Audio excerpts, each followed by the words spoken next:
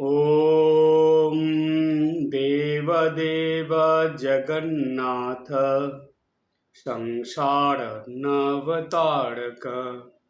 भक्तानुग्रहक सदा रक्ष मां पापोत्तरणम्। जय कृष्ण जगन्नाथ जय सर्वैवघासन जय अशेष जगद्बन्ध पदानुज नमोस्तुते।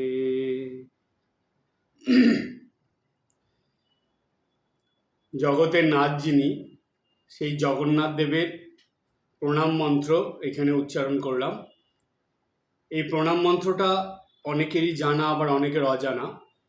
এই প্রণাম মন্ত্রের একটা বিশেষত্ব আছে। সেই বিশেষত্বটা কি সেটার মধ্যে আসবো। তার আগে এই প্রণাম মন্ত্রের একটু অর্থটা আমরা ভালো করে বুঝে নিই, যে প্রণাম মন্ত্রের মধ্যে কি বলা হয়েছে সেটা আমরা আগে একটু ভালো করে জেনে নিই। বলা হচ্ছে, সবার প্রথমে বলা হলো ওম। ওমটা কেন উচ্চারণ করা হয় মন্ত্রের আগে, তার কারণ এই ওম বললে পরব্রহ্ম বোঝানো হয়, অর্থাৎ নিরাকার ব্রহ্ম। তাই ওম। ওম দেব দেব জগন্নাথ, অর্থাৎ পরব্রহ্ম, দেবেরও দেব জগন্নাথ। ওম দেব দেব জগন্নাথ। তারপরে বলা হলো সংসার অর্ণব তারক, যিনি সংসার মানে সংসার, অর্ণব মানে হলো সমুদ্র, যিনি সংসার সমুদ্র থেকে উদ্ধার করেন। তারক মানে উদ্ধার করা। যিনি সংসার সমুদ্র থেকে মানুষকে উদ্ধার করেন। দ্বিতীয় লাইনে বলা হলো ভক্তানুগ্রহক সদা, অর্থাৎ যিনি ভক্তদের সর্বক্ষণ বা সর্বদা কৃপা করেন। অনুগ্রহ মানে কৃপা বা দয়া করা। সর্বদা বা সর্বক্ষণ যিনি ভক্তদের কৃপা করেন। ভক্তানুগ্রহক সদা রক্ষমাম পাপ উত্তরণম। তারপরে বলছে যে যিনি ভক্তদের বিপদ থেকে রক্ষা করেন এবং পাপ থেকে উদ্ধার করেন। কত সুন্দর কথা দেখুন। মন্ত্রের মধ্যে, প্রণাম মন্ত্রের মধ্যে বলা হচ্ছে যে এই জগন্নাথ দেবের যে কি করেন তিনি, সেগুলো তুলে ধরা হচ্ছে। তাই বলা হলো যে ভক্তানুগ্রহক সদা, যিনি ভক্তদের সর্বদা কৃপা করেন, দয়া করেন। এবং তারপরে বলা হলো যে রক্ষমাম পাপ উত্তরণম, যিনি সকল পাপ থেকে ভক্তদের রক্ষা করেন এবং বিপদ থেকে রক্ষা করেন এবং পাপ থেকে উদ্ধার করেন। তারপরের লাইনে, ৩ নম্বর লাইনে বলা হলো জয় কৃষ্ণ জগন্নাথ, যিনি কৃষ্ণরূপে যিনি কৃষ্ণরূপে এই জগতের নাথ হয়ে, অর্থাৎ জগন্নাথ যিনি, তিনি কৃষ্ণরূপে এসেছিলেন। এসে কি করেছিলেন? জয় সর্বৈব অঘনাশনম, যিনি সর্বৈব মানে সকল প্রকার অঘ কথার অর্থ হলো যে যিনি অন্যায়। অঘ কথার অর্থ হলো অন্যায়। তাহলে যিনি কৃষ্ণের রূপ ধরে এসে এই জগৎ সংসারের সকল অন্যায় বা অবিচার অত্যাচার থেকে মানুষকে রক্ষা করেছিলেন, বা এই অন্যায় অবিচার অত্যাচার নাশ করেছিলেন, জয় অশেষ জগৎবন্ধ, বলছে যিনি এই অসীম বিশ্বের সকলের বন্দিত। অশেষ মানে অসীম। জয় অশেষ জগৎবন্ধ, যিনি এই অসীম বিশ্বের সকলের বন্দিত। পদানুজ নমস্তুতে, তার শ্রীচরণে ভুলুণ্ঠিত প্রণাম নিবেদন করি। কি সুন্দর অর্থটা দেখুন। আবার বলছি, আগামীকাল এই মন্ত্রটা আপনারা উচ্চারণ করে জগন্নাথ দেবকে প্রণাম নিবেদন করবেন। ওম দেব দেব জগন্নাথ সংসার অর্ণব তারক ভক্তানুগ্রহক সদা রক্ষমাম পাপ উত্তরণম। জয় কৃষ্ণ জগন্নাথ জয় জয় সর্বৈব অঘনাশন জয় অশেষ জগৎবন্ধ পদানুজ নমস্তুতে। পরব্রহ্ম দেবেরও দেব জগতের নাথ, যিনি সংসার সমুদ্র থেকে উদ্ধার কর্তা, যিনি ভক্তদের সর্বক্ষণ কৃপা করেন ও সকল বিপদ থেকে রক্ষা করেন, সকল পাপ থেকে উদ্ধার করেন, জগন্নাথ হয়েও যিনি কৃষ্ণরূপে সকল অন্যায় নাশ করেছিলেন, যিনি অসীম বিশ্বের সকলের বন্দিত, তাঁর শ্রীচরণে ভুলণ্ঠিত প্রণাম নিবেদন করি। এই যে প্রণাম মন্ত্রটা বা তার অর্থটা আপনারা বুঝলেন, এর একটা বিশেষ গুরুত্ব বা বিশেষত্ব আছে বলেছিলাম, সেটা কি এবার সেই প্রসঙ্গে আসি। ঠিক এই মন্ত্রটা আমি আর একভাবে বলছি, সেটা একটু মন দিয়ে শুনবেন। ওম দেব দেব রামকৃষ্ণ সংসার অর্ণব তারক ভক্তানুগ্রহক সদা রক্ষমাম পাপ উদ্ধরণম। জয় রামকৃষ্ণ জগন্নাথ জয় সর্বৈব অঘনাশন জয় অশেষ জগৎবন্ধ পদানুজ নমস্তুতে। দেখুন, মহাপ্রভু বা এই জগতের নাথ যিনি জগন্নাথ, সেই জগন্নাথের যে প্রণাম মন্ত্র, ঠিক সেইখানে আমরা সেই প্রণাম মন্ত্রের যে অর্থটা পেলাম, সেই অর্থটা একটু ভালোভাবে চিন্তা করে সেটা ভগবান শ্রী রামকৃষ্ণ জীবনের যে ঘটনা আমরা পাই বা ভগবান শ্রী রামকৃষ্ণদেবের যে জীবনী আমরা শুনেছি পড়েছি, তার মধ্যে দেখবেন যেন এইগুলোই একদম পরিষ্কারভাবে ফুটে উঠেছে। ভগবান শ্রী রামকৃষ্ণদেব তিনি স্বয়ং পরব্রহ্ম ছিলেন, তিনি দেবেরও দেব জগতের নাথ, তিনি এই সংসার সমুদ্র থেকে আমাদের উদ্ধার করার জন্যই এসেছিলেন ভক্তদেরকে। তিনি ভক্তদের সর্বক্ষণ কৃপা করছেন, তার জীবনীতে আমরা এটা অহরহ বা সর্বক্ষণই এটা দেখা গেছে যে তিনি জীবনের শেষ নিঃশ্বাস ত্যাগ করার আগে পর্যন্ত এই মানবদেহ ধারণ করে ক্রমাগত তিনি ভক্তদের কল্যাণ করে মঙ্গল করে যাচ্ছেন। তিনি সকল বিপদ থেকে ভক্তদের রক্ষা করছেন, পাপ থেকে উদ্ধার করছেন।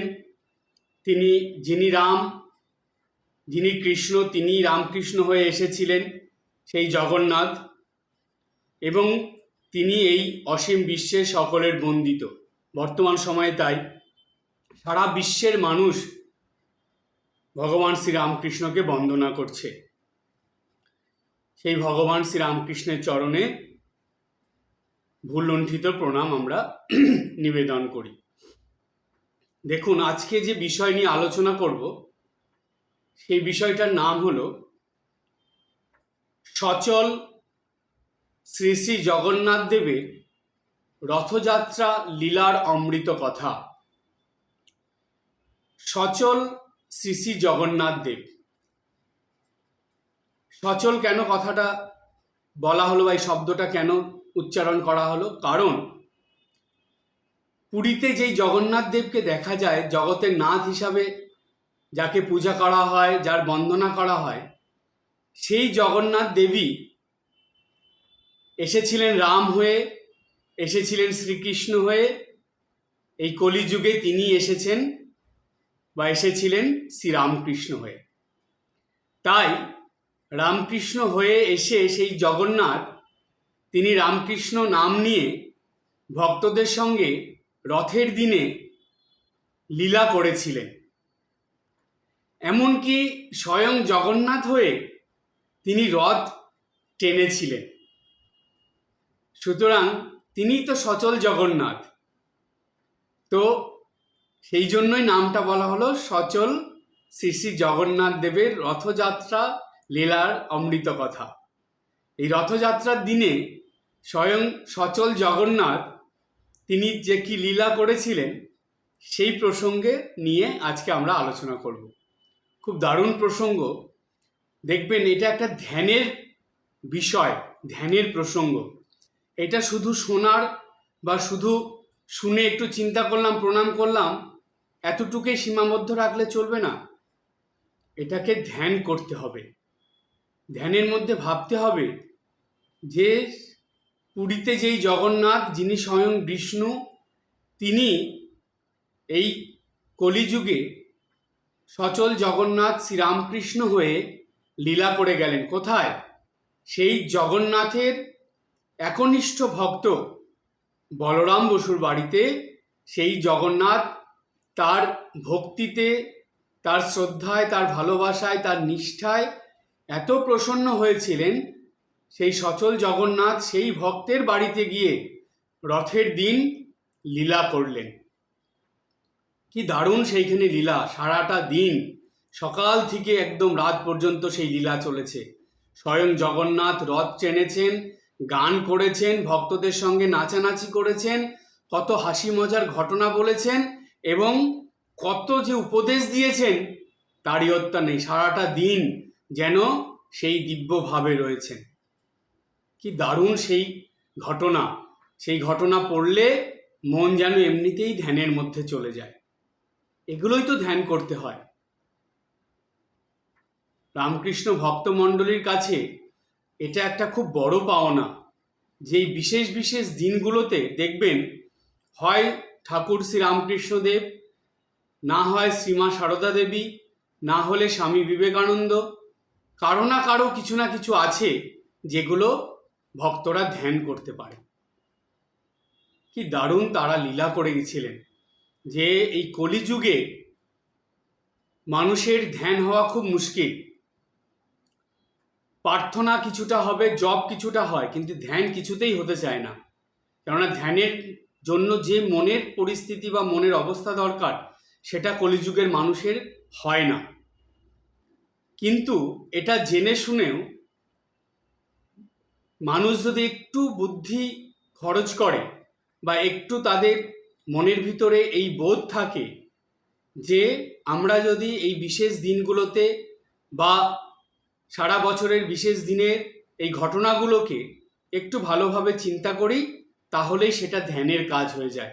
এবং এত সহজে ধ্যান হয় যে এটা বলার কথা নয়। অর্থাৎ এই কলিযুগেও যেখানে শাস্ত্র বলছে কলিযুগের মানুষের ধ্যান সহজে হবে না, সেইখানে রামকৃষ্ণ ভক্তমণ্ডলীর ভক্তদের অতি সহজেই ধ্যান হয়ে যায়। কি দারুণ! দেখুন, এই বিষয়গুলো আমাদের সামনে রয়েছে, সেগুলোকে একটুখানি খুঁজে নিতে হবে, একটু বুঝে নিতে হবে। আমরা সেই প্রসঙ্গের মধ্যে যাব।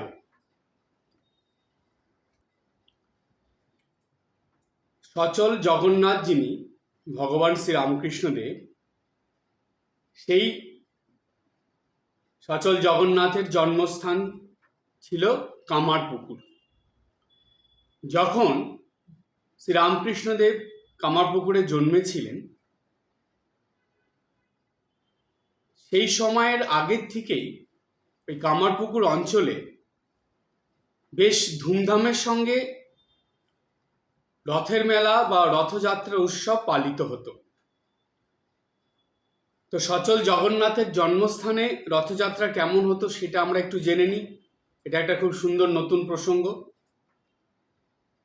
বলা হচ্ছে যে কামারপুকুর অঞ্চলে রথযাত্রা ছিল একটি বড় উৎসব।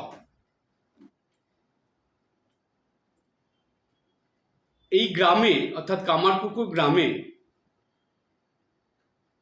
একাধিক রথের অধিষ্ঠান ছিল, অর্থাৎ শুধু একটা নয়, একাধিক রথযাত্রা উৎসব হতো।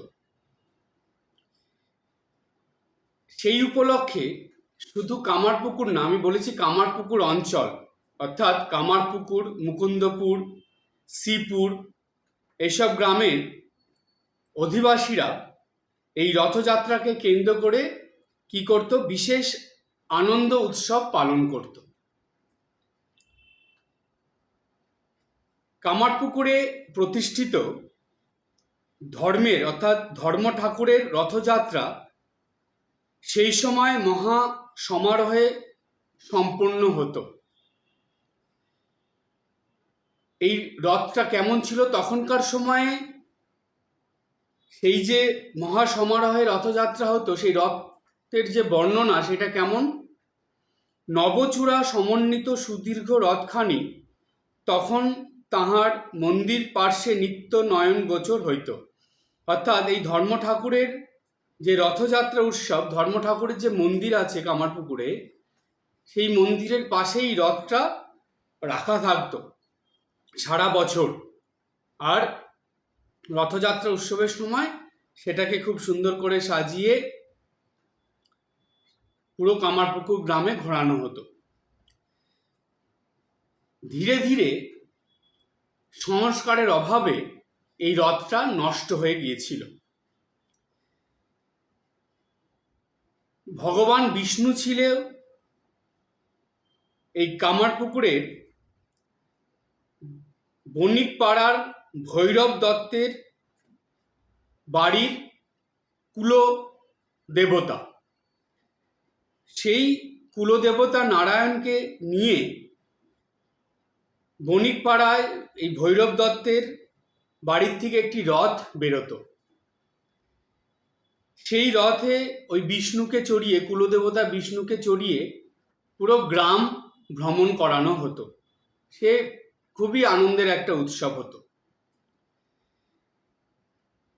এই রথটা ছিল পিতলের এবং রথের চাকা ছিল লোহার। এই রথটা পরে চুরি হয়ে গিয়েছিল। দত্ত পরিবারের যে দত্ত পরিবার রথটা চুরি হয়ে যাওয়ার পর তারা এই কামারপুকুর গ্রাম, মানে আছে বণিকপাড়া যেটা কামারপুকুর গ্রামের, সেই জায়গা ওরা ত্যাগ করে কলকাতায় চলে এসেছিল। আর তারপর থেকে তাদের ওই রথ উৎসব, মানে রথযাত্রা উপলক্ষে যে উৎসব, সেটাও চিরদিনের মতন বন্ধ হয়ে গিয়েছিল। সেই সময় আরেকটা রথ হতো, সেটা হলো মুকুন্দপুরের বুড়ো শিবতলার একটি রথ।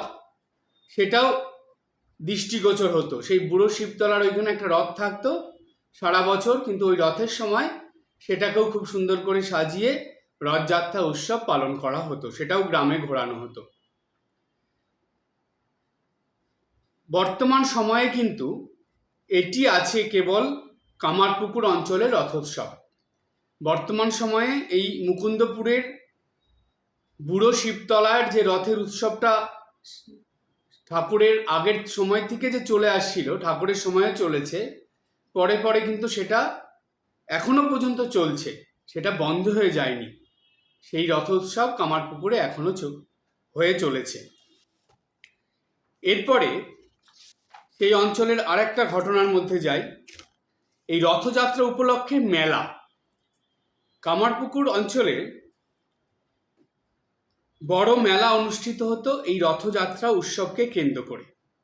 আর যেই গ্রামে এই বিরাট মেলাটা হতো, সেই গ্রামটার নাম ছিল বেঙ্গাই গ্রাম। এখনো আছে বেঙ্গাই গ্রাম। প্রতি বছর আষাঢ় মাসের শ্যামরায় ধর্ম ঠাকুরের রথযাত্রা উপলক্ষে গ্রামের মাঝে বারুজ্জে পাড়ায় রথের মেলা বসত। এখনো বসে সেটা। মেলাটি বহুদিনের প্রাচীন। মেলায় স্থানীয় ও পার্শ্ববর্তী কামারপুকুর, রঘুবাটি প্রভৃতি জায়গা থেকে মোট 500-600 হিন্দু, মুসলমান ও সাঁওতাল নরনারীদের সমাগম হয় এই মেলায়। মেলার মধ্যে মিষ্টি, তেলেভাজা, মণিহারি প্রভৃতি দ্রব্য ক্রয় বিক্রয় করা হয়। এইসব দ্রব্যের প্রচুর সংখ্যক দোকান এখানে বসে। আর মেলায় আমোদ প্রমোদের জন্য যাত্রার ব্যবস্থা থাকে। মেলাটি কিন্তু এখনো হচ্ছে বা এখনো হয়। আগের থেকে এখন অনেক বেশি লোক হয়, অনেক দোকানপাট বেড়েছে, কিন্তু এই মেলার বিশেষত্ব বা বৈশিষ্ট্য ছিল জাতি ধর্ম বর্ণ নির্বিশেষে সবাই এই রথযাত্রা উপলক্ষে যে বিরাট মেলা হতো বেঙ্গাই গ্রামে, সেইখানে সবাই উপস্থিত হতো এবং জাতি ধর্ম বর্ণ নির্বিশেষে সেই মেলাতে সবাই আনন্দ করত, আনন্দ উৎসব হতো, যাত্রা হতো, কত কিছু দেখুন। এই 7 দিন ধরে রথের মেলার এই মেলা চলতো। নিশ্চয়ই এত বড় মেলা যখন হতো ঠাকুর নিশ্চয়ই এখানে গেছেন। তাই বলা হয়, এই জন্যই আমি এই প্রসঙ্গটা আনলাম যে কামারপুকুরে যতগুলো রথের কথা বললাম এবং সেই সঙ্গে এই রথের মেলার কথা, এই প্রত্যেকটাই জায়গায় কিন্তু ঠাকুর অবশ্যই গিয়েছেন এবং সেগুলো সচল জগন্নাথের স্পর্শে যেন আরও প্রাণবন্ত জীবন্ত হয়ে উঠেছিল, আরও আনন্দময় হয়ে উঠেছিল। কিন্তু দুটো রথ যেটা নষ্ট হয়ে গেছে, একটা হলো যত্নের অভাবে, রথ নষ্ট হয়ে যাওয়ার পরে সেই রথযাত্রা উৎসবও বন্ধ হয়ে গিয়েছিল, এবং আরেকটা রথ তো চুরি হয়ে গেল এবং যার ফলে সেইটাও রথযাত্রা উৎসবটা বন্ধ হয়ে গেল। শুধু যেটা ছিল আপনাদের বললাম, ওই এখন বর্তমান সময়ে কামারপুকুরে যেটা হয়, যে বুড়ো শিবের মন্দির যেখানে আছে সেইখান থেকে সেই রথযাত্রাটা কামারপুকুর অঞ্চলে কিন্তু এখনো মুকুন্দপুরের বুড়ো শিবতলার যে রথযাত্রা সেটা এখনো হয়। সেই রথযাত্রা উৎসব কামারপুকুরের এখনো চলছে এবং বেঙ্গাই গ্রামে যে রথের মেলা জাতি ধর্ম বর্ণ নির্বিশেষে সেটা এখনো হচ্ছে। সুতরাং আপনারা বা বিশেষ করে বেশিরভাগ ভক্তরাই এই রথ উৎসব মানেই তারা হয় পুরীতে, না হলে শ্রীরামপুরে এইসব জায়গায় যান, এবং বেশ কিছু ভক্ত আছে যারা বলরাম মন্দিরে যান, বলরাম বাবুর বাড়িতে যান। কিন্তু কখনো একটু সময় করে কোনো বছর এই রথের সময় কামারপুকুরে যাবেন, গিয়ে এই যেই দুটো রথ উৎসব এখনো হয়, বেঙ্গাই গ্রামে রথের মেলাতে একবার যাবেন এবং মুকুন্দপুরে যে রথ উৎসবটা হয় সেই রথ উৎসবে যাবেন। কেন?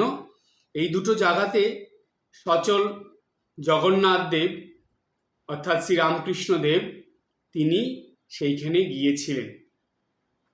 ঠাকুর 17 বছর কামারপুকুরে এক নাগাড়ে ছিলেন জন্মের পর থেকে, আর ঠাকুর বাড়িতে কম থাকতেন। এইসব ধর্মীয় অনুষ্ঠানে উৎসবে ঠাকুর সেখানেই বেশি সময় কাটাতেন। সুতরাং এসব জায়গায় যে ঠাকুর যাননি এই কথা কখনো বলা যাবে না, বরঞ্চ এটাই বলা যাবে যে ঠাকুর অবশ্যই এই ধর্মীয় উৎসবে, এই আনন্দ রথের উৎসবে অবশ্যই গিয়েছেন, অনেক সময় থেকেছেন, এমনকি একবার নয় বারবার গেছেন, আর সেখানে এই ধর্মীয় উৎসবে হয়তো তিনি অংশগ্রহণও করেছেন। সুতরাং এই উৎসবগুলো ভক্তদের কিন্তু অবশ্যই একবার দেখা দরকার।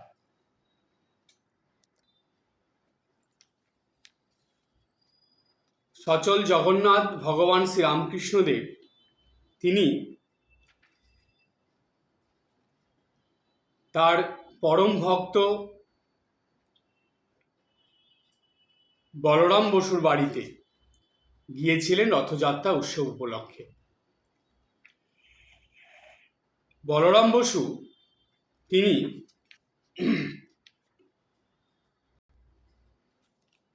জগন্নাথের অর্থাৎ জগন্নাথ দেবের পরম ভক্ত ছিলেন। তো জগন্নাথ দেবের পরম ভক্ত ছিলেন দেখে তিনি দেখুন তার এই ভক্তি নিষ্ঠাতে স্বয়ং সচল জগন্নাথের কৃপা তো পেলেনই, সেই সঙ্গে তার বাড়িতে যে রথ উৎসব হয় সেখানে সচল জগন্নাথ গিয়ে উপস্থিত হয়ে গেলেন। ঠাকুর বলেছিলেন যে বলরামের অন্ন শুদ্ধ অন্ন, কারণ বলরামের বাড়িতে জগন্নাথের ভোগ আছে। তো সুতরাং এই জগন্নাথ দেবের যে উপস্থিতিতে ভক্ত বলরাম বসুর বাড়িতে রথ উৎসব হয়েছিল, তার ফলশ্রুতি হিসাবে পরে কি দেখা গেল যে একটা সংসারী ভক্ত অর্থাৎ গৃহস্থ ভক্তের বাড়ি সেটা মন্দিরে পরিণত হয়ে গেল। আর এমনই মন্দির হলো যেটা যতদিন এই সচল জগন্নাথের নাম অর্থাৎ ঠাকুর শ্রী রামকৃষ্ণ দেবের নাম মানুষে মনে রাখবে, ততদিন এই সংসারী ভক্ত বলরাম বসুর নাম বা বলরাম মন্দিরের নাম মানুষ মনে রাখবে। অর্থাৎ অক্ষয় করে দিয়ে গেলেন। ভগবানের কৃপা দেখুন। সেই সচল জগন্নাথ তার প্রিয় ভক্তের বাড়িতে গিয়েছিলেন কবে? সালটা ছিল 1885 14ই জুলাই, মঙ্গলবার, শ্রী রথযাত্রা উৎসব। 1885 সালের 13ই জুলাই সোমবার, রথের আগের দিন সচল জগন্নাথ রামকৃষ্ণদেব তিনি চলে গিয়েছিলেন বলরাম বাবুর বাড়িতে। সেদিন তিনি সেখানে ছিলেন। পরের দিন রথযাত্রা উৎসব, সেই পরের দিনের বর্ণনাটা দেখুন মাস্টারমশাই কি সুন্দর করে লিখছেন। মাস্টারমশাই লিখছেন, আজ শ্রী রথযাত্রা, মঙ্গলবার 31শে আষাঢ় 1292 শুক্লা দ্বিতীয়া, 14ই জুলাই 1885। অতি প্রত্যুষে ঠাকুর উঠিয়া একাকী নৃত্য করিতেছেন ও মধুর কণ্ঠে গান করিতেছেন। কি দারুণ বর্ণনা দেখুন। প্রত্যুষে মানে সূর্য ওঠার আগেই, ভোরবেলা উঠে গেছেন ঠাকুর, উঠে তিনি গান করছেন আর সঙ্গে সঙ্গে একা একাই নৃত্য করছেন। অর্থাৎ এই যে কথাটা আমরা পাই, এটা চৈতন্যদেবের ভাবের সঙ্গে মেলে। চৈতন্যদেব জগন্নাথের ভাবে বিভোর হয়ে গান করে নৃত্য করতেন, ঠিক সেইটাই আমরা পেলাম। মাস্টারমশাই বলছেন মধুর কণ্ঠে গান করিতেছেন এবং একাকী নৃত্য করিতেছেন। মাস্টার আসিয়া প্রণাম করিলেন। ক্রমে ভক্তরা আসিয়া প্রণাম করিয়া ঠাকুরের কাছে উপবিষ্ট হইলেন। ঠাকুর বসিয়ে ভক্তদের সঙ্গে বসিয়া আছেন। একে একে অনেক ভক্তের সমাগম হইল। মহেন্দ্র মুখুজ্জে, হরিবাবু, ছোট নরেন ও অন্যান্য অনেকগুলি ছোকরা ভক্ত বসিয়া আছেন। তারা এসেছে রথযাত্রা উপলক্ষে। ঠাকুর সেখানে আছেন। ভক্তরা সকাল থেকেই ঠাকুরের কাছে আসছেন ঠাকুরকে প্রণাম করে ঠাকুরের সেই অমৃত বাণী শোনার জন্য।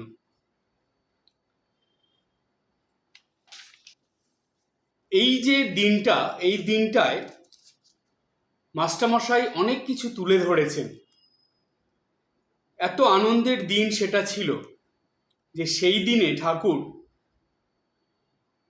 ভক্তরা আসছেন, ভক্তদের সঙ্গে বিভিন্ন রকম ভাগবত প্রসঙ্গ করছেন, সেই সঙ্গে গান কীর্তন হাসি মজা সব চলছে। সেই প্রসঙ্গে আসি। বেলা 1টা হইয়াছে। ঠাকুর আহারান্তে আবার বৈঠকখানা ঘরে আসিয়া ভক্ত সঙ্গে বসিয়া আছেন।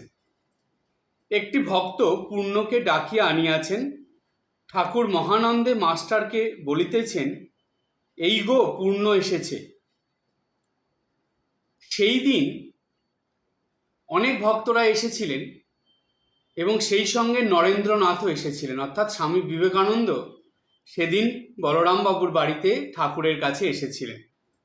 নরেন্দ্র, ছোট নরেন, নারায়ণ, হরিপদ ও অন্যান্য ভক্তেরা কাছে বসিয়া আছেন, ঠাকুরের সহিত কথা কহিতেছেন।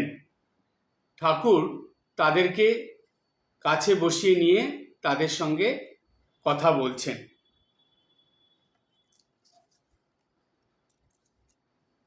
ঠাকুরের কাছে বসে আছে ছোট নরেন। ছোট নরেন ঠাকুরকে জিজ্ঞেস করছেন, আচ্ছা আমাদের স্বাধীন ইচ্ছা অর্থাৎ ফ্রি উইল আছে কিনা?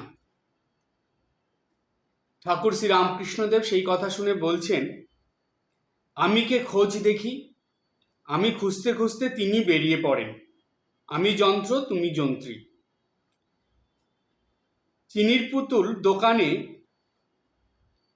চিঠি হাতে করে যায় শুনেছ, ঈশ্বরই কর্তা, আপনাকে অকর্তা জেনে কর্তার ন্যায় কাজ কর। যতক্ষণ উপাধি ততক্ষণ অজ্ঞান, আমি পণ্ডিত, আমি জ্ঞানী, আমি ধনী, আমি মানি, আমি কর্তা, বাবা, গুরু, এসব অজ্ঞান থেকে হয়। আমি যন্ত্র তুমি যন্ত্রী, এই জ্ঞান। অন্য সব উপাধি চলে গেল, কাঠ পোড়া শেষ হলে আর শব্দ থাকে না, উত্তাপও থাকে না, সব ঠান্ডা, শান্তি শান্তি শান্তি। এই যে স্বাধীন ইচ্ছার কথা জিজ্ঞেস করলেন ঠাকুর, সেটা ছোট নরেনকে তুই তুই করে বলতেন, বলে একটা সহজ কথার দ্বারা ঠাকুর বুঝিয়ে দিলেন যে আমি কে খোঁজ দেখি, আমি খুঁজতে খুঁজতে তিনি বেরিয়ে পড়েন। অর্থাৎ আমি বলে কিছু নেই মানুষের মধ্যে।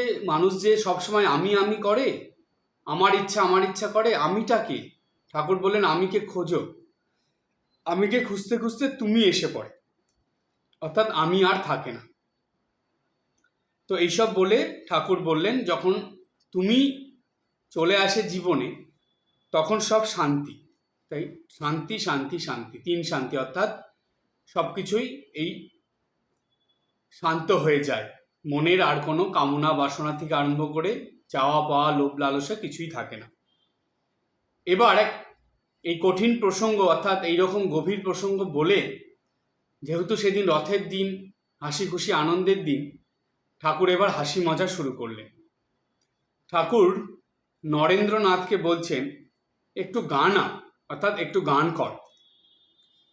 নরেন্দ্র তখন ঠাকুরকে বললেন, ঘরে যাই, অনেক কাজ আছে। তখন ঠাকুর বলছেন, কেমন মজা করছেন দেখুন, ঠাকুর বলছেন, তা বাছা আমাদের কথা শুনবে কেন? যার আছে কানে শোনা তার কথা আনা আনা, যার আছে পিছে টানা, যার আছে পিছে টানা তার কথা কেউ শোনে না, সকলের হাস্য। বলে ঠাকুর বলছেন, তুমি গুহদের বাগানে যেতে পারো, প্রায় শুনি আজ কোথায় না গুহদের বাগানে। এ কথা বলতুম না, তুই কেরেলি করলি। কেরেলি করলি মানে তুই একটু ক্যাবদানি করলি, সেই জন্য এই কথা বললুম। নরেন্দ্র কিছুক্ষণ চুপ করিয়া আছেন, বলছেন, যন্ত্রণায় শুধু গান। নরেন্দ্রনাথ অর্থাৎ স্বামীজি বলছেন ঠাকুরকে যে বাদ্যযন্ত্র কিছু তো নেই, শুধু গান হবে কি করে? তাই বললেন যন্ত্রণায় শুধু গান। ঠাকুর আবার মজার প্রসঙ্গ শুরু করলেন। ঠাকুর বলছেন, শ্রীরামকৃষ্ণ, আমাদের বাছা এমন অবস্থা, এইতে পারো তো গাও, তাতে বলরামের বন্দোবস্ত। এবার বলরামের বন্দোবস্ত বলে ঠাকুর খুব মজার কথা বললেন, মানে সবাই হাসতে হাসতে লুটোপুটি। ঠাকুর বলছেন, বলরাম বলে, আপনি নৌকা করে আসবেন, একান্ত না হয় গাড়ি করে আসবেন। সকলের হাস্য। বলছে বলরাম নৌকা করে আসতে বলে, যদি নৌকা করে আসতে অসুবিধা হয় তাহলে ঠিক আছে, আপনি একা একাই গাড়ি করে আসবেন। সকলের হাস্য। খ্যাট দিয়েছ, খ্যাট দিয়েছে আজ তাই বৈকালে নাচিয়ে নেবে। খ্যাট মানে খাওয়া দাওয়া দিয়েছে, তো তাই বলছে আজকে খ্যাট দিয়েছে, খাওয়া দাওয়া দিয়েছে, ও সহজে ছাড়বে না, বিকালবেলা নাচিয়ে নেবে। আচ্ছা, বিকেলে রথযাত্রা উৎসব আছে, তখন নাচ গান হবে। তারপরে বলছে এখান থেকে একদিন গাড়ি করে দিয়েছিল 12 আনা ভাড়া। একটা ঘটনা বলছেন ঠাকুর, বলরামের বাড়িতে তো ঠাকুর প্রায়ই আসতেন। বলছে একদিন এইখান থেকে মানে এই বাড়ির থেকে একটা গাড়ি করে দিয়েছিল, ঘোড়ার গাড়ি। বলছে 12 আনা ভাড়া। আমি বললাম 12 আনায় দক্ষিণেশ্বর যাবে? বলরাম বাবুকে বলছেন ঠাকুর। তো বলরাম তখন বলছে, তা বলে ও অমন হয়? বলছে হ্যাঁ হ্যাঁ, ওতেই হয়ে যাবে, ওরা বেশি বলবে, 12 আনাতেই হবে। তো ঠিক আছে, এইবার ঠাকুর বলছেন গাড়ি রাস্তায় যেতে যেতে একধার ভেঙে পড়ে গেল। বলছে এমন গাড়ি করে দিয়েছে কম পয়সায় যে দক্ষিণেশ্বরের দিকে যেতে যেতে রাস্তায় একধার ভেঙেই গাড়ি পড়ে গেল। সকলের উচ্চ হাস্য। আবার ঘোড়া মাঝে মাঝে একবার থেমে যায়, কোনো মতে চলে না, গাড়োয়ান এক একবার খুব মারে আর এক একবার দৌড়ায়। এইটা শুনে সকলের আবারও উচ্চ হাস্য। তারপর রাম খোল বাজাবে আর আমরা নাচব, সেই রামের আবার তালবোধ নাই, সকলের হাস্য। বলরামের ভাব, আপনারা গাও, নাচো, আনন্দ করো। এই কথা শুনে আবার সকলের হাস্য। মানে ঠাকুর সেই রথের দিনে ভক্তদের নিয়ে যেন মজার মজলিস বসিয়েছেন। জগতের নাথ তিনি আনন্দের উৎস, তিনি তার কাছে আসলে সেই বিশেষ দিনে ভক্তরা এসেছে, সবাইকে তিনি আনন্দে মাতিয়ে রেখেছেন। এইখানে উচ্চ হাস্য, হেসে লুটোপুটি মাস্টারমশাই লিখছেন যে সেই দিন যেন সেই আনন্দের মহোৎসব হয়েছিল।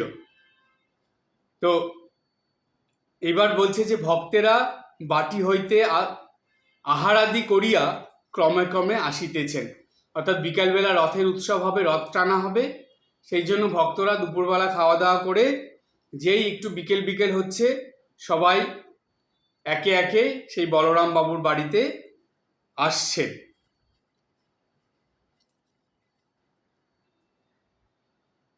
সেই দিন ঠাকুরের যখন হাসি মজা প্রসঙ্গ চলছে, একে একে সব ভক্তরা আসছে, সেই সময় এসেছিলেন বৈষ্ণবচরণ। তিনি এসে সেই রথের দিনে কীর্তন শুরু করে দিয়েছিলেন। খুব কীর্তন চলছে,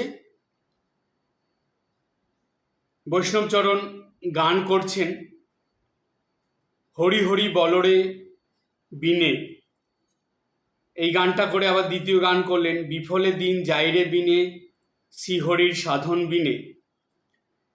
এই হরি বিষয়ক গান চলছে, সবাই ভাবে মাতোহারা হয়ে আছেন। ঠাকুরও খুব আনন্দের সঙ্গে রয়েছেন সেদিন, বারে বারে ভাব হচ্ছে, আবার স্বাভাবিক হচ্ছেন। ধীরে ধীরে অপরাহ্ন হইয়াছে। ইতিমধ্যে বারান্দায় শ্রী শ্রী জগন্নাথ দেবের সেই ছোট রথখানি ধ্বজা পতাকা দিয়া সুসজ্জিত করিয়া আনা হইয়াছে। শ্রী শ্রী জগন্নাথ, সুভদ্রা ও বলরাম চন্দন চর্চিত ও বসনভূষণ ও পুষ্পমালা দ্বারা সুশোভিত হইয়াছেন। ঠাকুর বেনোয়ারির কীর্তন ফেলিয়া বারান্দায় রথাগ্রে গমন করিলেন। ভক্তেরাও সঙ্গে সঙ্গে চলিলেন। রথে রজ্জু ধরিয়া একটু টানিলেন। তৎপরে রথাগ্রে ভক্ত সঙ্গে নিত্য কীর্তন করিতেছেন। অন্যান্য গানের সঙ্গে ঠাকুর পদ ধরিলেন। যাদের হরি বলতে নয়ন ঝরে, তারা তারা দুভাই এসেছে রে। যারা মার খেয়ে প্রেম যাচ্ছে, তারা তারা দুভাই এসেছে রে। আবার নদে টলমল টলমল করে, গৌর প্রেমের হিল্লোলে রে। ছোট বারান্দাতে রথের সঙ্গে সঙ্গে কীর্তন ও নৃত্য হইতেছে। উচ্চ সংকীর্তন ও খোলের শব্দ শুনিয়া বাহিরের লোকে অনেকে বারান্দার মধ্যে আসিয়া পড়িয়াছে। ঠাকুর হরিপ্রেমে মাতোয়ারা, ভক্তেরাও সঙ্গে সঙ্গে প্রেমন্মত্ত হইয়া নাচিতেছেন। চোখ বন্ধ করে একটুখানি ভাববেন এই দৃশ্যটা, যেন আপনি চোখের সামনে দেখছেন, আপনি ওই ভক্তদের মধ্যে উপস্থিত আছেন। সেই একটু ভাবুন চোখ বন্ধ করে যে আপনারা সেই বলরাম মন্দিরে গেছেন, বলরাম মন্দিরে গিয়ে দোতলায় দেখছেন যে সব ভক্তরা আছে, তাদের মধ্যে আপনিও আছেন। সেখানে কীর্তন গান হচ্ছিল। রথের যে উৎসবের দিনে বিকেলে রথকে সাজিয়ে যখন তৈরি করা হলো, অর্থাৎ রথ টানার জন্য প্রস্তুত, সেই সময় ঠাকুর সেই কীর্তন থেকে উঠে চলে গেলেন। আপনারা ভাবুন, রথের মধ্যে জগন্নাথ বসে আছেন, তিনি স্থির হয়ে আছেন, কিন্তু স্থির হয়ে বসে কীর্তন শুনছিলেন সেই জগন্নাথ, তিনি ঘর থেকে সচল হয়ে গিয়ে সেই রথের মধ্যে বসা স্থির জগন্নাথের কাছে চলে গেলেন। কি অদ্ভুত দৃশ্য দেখুন, যে স্থির জগন্নাথ রথে বসে আছেন এবং সচল জগন্নাথ, সেই একই জগন্নাথ, তিনি তার রথ ধরে স্বয়ং টানছেন। কিছুটা রথ টানার পরে তিনি কি করলেন, রথের সম্মুখে নৃত্য করতে শুরু করলেন এবং সেই সঙ্গে গান করতে শুরু করলেন। কি গান করলেন? যে যাদের হরি বলতে নয়ন ঝরে, তারা তারা দুভাই এসেছে রে। জগন্নাথ প্রভু অর্থাৎ স্বয়ং জগতের নাথ যিনি, তিনি সচল জগন্নাথ হয়ে ভক্তদের সঙ্গে করে নিয়ে সেখানে রথের সামনে কীর্তন করছেন এবং নৃত্য করছেন। কি অপূর্ব ভাব! আর সেই জগন্নাথই আবার স্থির হয়ে রথের মধ্যে বসে আছেন।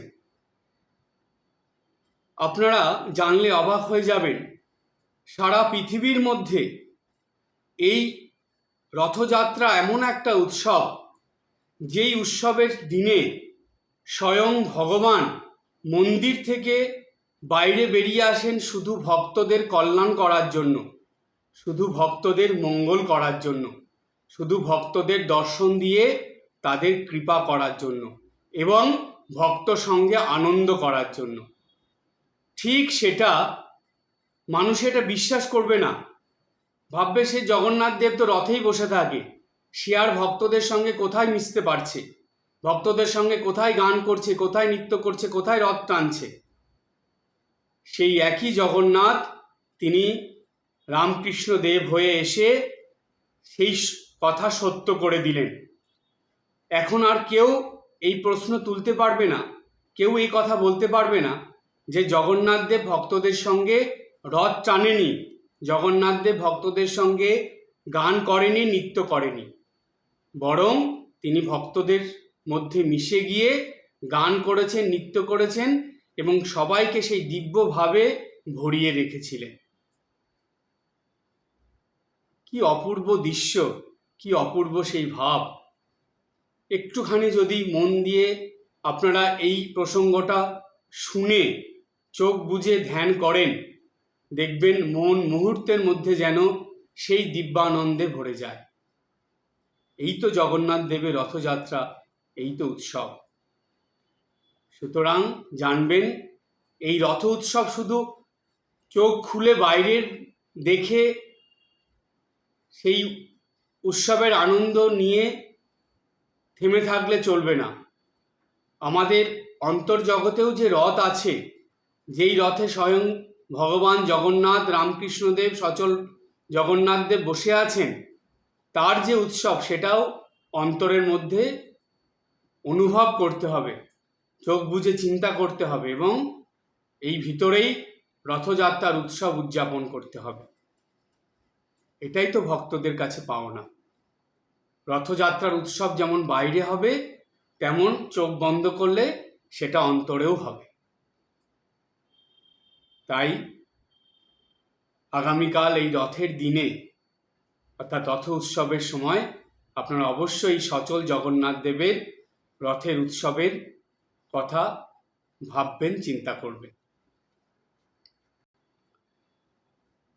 সচল জগন্নাথ শ্রীরামকৃষ্ণদেবের এই যে রথযাত্রার লীলা আমরা জানলাম, এই লীলা শ্রবণের পর, এই লীলা চিন্তনের দ্বারা আমাদের এই রথযাত্রা উৎসবের যে মাহাত্ম্য বা গুরুত্ব, সেটা আমরা পরিষ্কার বুঝতে পারব। এমনকি আপনারা এটাও জানলে অবাক হয়ে যাবেন যে এই সচল জগন্নাথ রামকৃষ্ণদেব, তিনি যে শুধু এই সোজা রথের দিন বা রথযাত্রা উৎসব যেদিন শুরু হলো সেই দিন গিয়ে রথ টেনেছিলেন তা না, তিনি আবার যেদিন উল্টো রথ হয়েছিল, যেটাকে পুনর্যাত্রা বলে, সেই দিনও তিনি বলরাম বাবুর বাড়িতে গিয়ে নিজে হাতে রথ টেনেছিলেন এবং সেই দিনও আবার এই রকম গান নৃত্য হয়েছিল। সেই দিনও ভক্ত সঙ্গে তিনি খুব হাসি মজা আনন্দের সঙ্গে গান করে মজা করে উপদেশ দিয়ে কাটিয়েছিলেন। সুতরাং স্বয়ং ভগবান তিনি, অর্থাৎ জগতের নাথ তিনি দেখিয়ে গেলেন যে তিনি জগতের নাথ হয়ে ভক্ত সঙ্গে আনন্দ করতে ভালোবাসেন।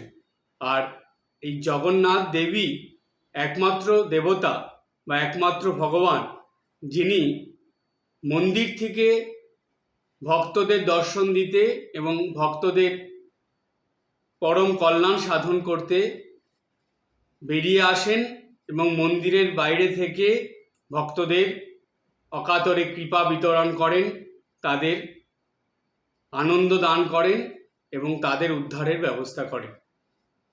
ঠিক সেই কথাই যেন সচল জগন্নাথ ভগবান শ্রীরামকৃষ্ণ দেবের জীবনে আমরা প্রত্যক্ষভাবে পাই এবং শুধু এক দুটো ঘটনার দ্বারা নয়, বিভিন্ন ঘটনার দ্বারা এটা তো প্রকাশিত হয়েছিল এবং হয়েছে। সেই সঙ্গে এই যে রথযাত্রা উপলক্ষে লীলা, আমি তো একদিনের এই রথযাত্রার লীলার কথা বললাম, কথামৃত গ্রন্থে 2-3 জায়গায় আছে।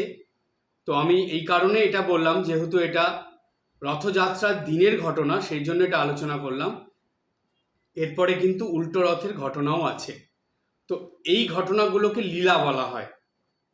সেই কারণেই আজকে যে প্রসঙ্গটা আলোচনা হলো, সেই প্রসঙ্গটার নাম দেওয়া হয়েছিল বা দেওয়া হয়েছে সচল শ্রী শ্রী জগন্নাথ দেবের রথযাত্রা লীলার অমৃত কথা।